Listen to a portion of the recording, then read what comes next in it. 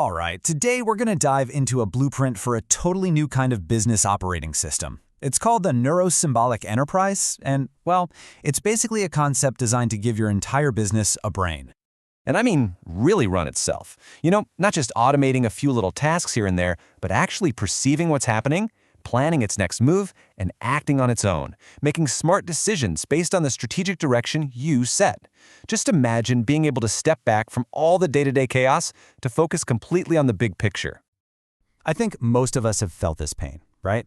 Think about the software we use every day. It's built around us, humans, clicking buttons, filling out forms, moving things from one column to another. These systems are powerful, for sure, but they're fundamentally passive. They just sit there and wait for you to tell them exactly what to do, which, as we all know, creates bottlenecks and just slows everything down. So, what's the alternative? Well, this is where the neurosymbolic concept comes into play. It's an architecture that's specifically designed to create an autonomous business by, and this is cool, mimicking the two halves of a human brain. So here's how it splits up the work. On one side, you've got the right brain. Think of this as the agentic workforce. These are your creative, flexible AIs, like the large language models we hear so much about. They're great at handling messy, real-world problems. But because they can be a little unpredictable, they absolutely need the left brain, and that's the governor. This side is pure, deterministic, by-the-book logic. It enforces the rules, the budget, the company policies, no exceptions ever. So this whole architecture is broken down into 4 distinct layers. You can really think of it as the anatomy of this new business brain. Let's take a look at how it's put together. Okay, so layer 1, that's the agentic workforce. The AI is doing all the creative thinking. But before they can actually do anything, their ideas have to pass through layer 2, the governor. This is literally the system's conscience. If an action gets the green light, it's written down into layer 3, the system of record, which is like the company's permanent memory. And finally, layer 4 is the interface. This is how the system sees the world, and more importantly, how you steer it. So the absolutely crucial part of this whole thing is how those first 2 layers talk to each other. I mean, how does this creative, sometimes kind of wild AI workforce actually get anything done safely? How do you make sure an AI doesn't just, accidentally spend the entire company budget on something? Well, it is all about the decision loop. And this little loop is it's brilliant.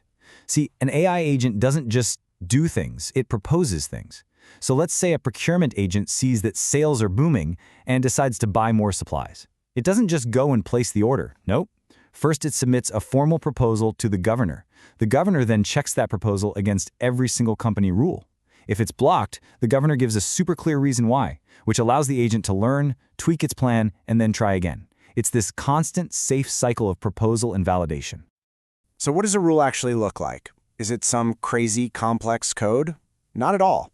Here's a perfect example they call the cash preservation protocol. It's simple, you can read it, I can read it. It just says that if the company's risk appetite is low, any purchase over $5,000 is automatically blocked. Simple as that.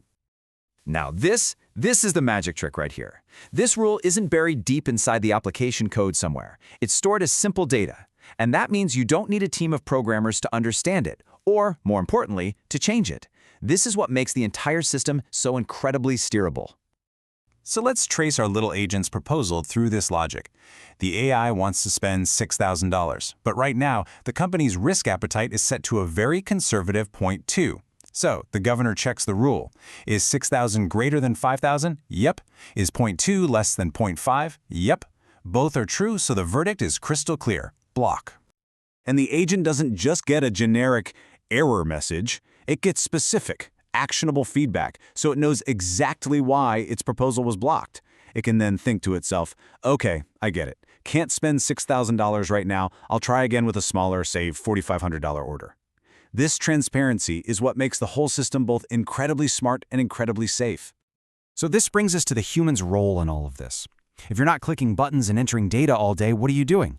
You're in the strategic cockpit. Your job is no longer to manage tasks, it's to manage the strategy.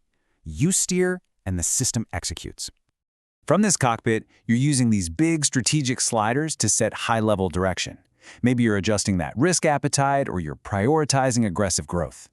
You've got an exception queue for those very rare cases that really need a human eye, and you've got a live pulse so you can see what your autonomous workforce is up to in real time. The whole goal is to get you out of the weeds and put you in the commander's chair. Okay, let's see how powerful this really is in a real-world scenario. Let's imagine the market suddenly takes a nosedive. Your business needs to pivot to a defensive, cash-hoarding strategy, and it needs to happen, like, right now. In the old world, this would be chaos, right? Emergency meetings, frantic emails, manually changing settings across a dozen different systems. Here, the owner performs a single action. They grab that risk appetite slider and drag it all the way down to its most conservative setting. That is it. One move. And the effect is immediate and system-wide. The behavior of every single agent changes instantly. That purchasing rule we saw, it now blocks anything over $500. Your sales agents automatically stop offering generous payment terms. All marketing spend is paused. The owner's strategic intent just ripples through the entire organization in seconds. No meetings, no memos, no delay. And that, right there, is the core promise of this neuro-symbolic architecture.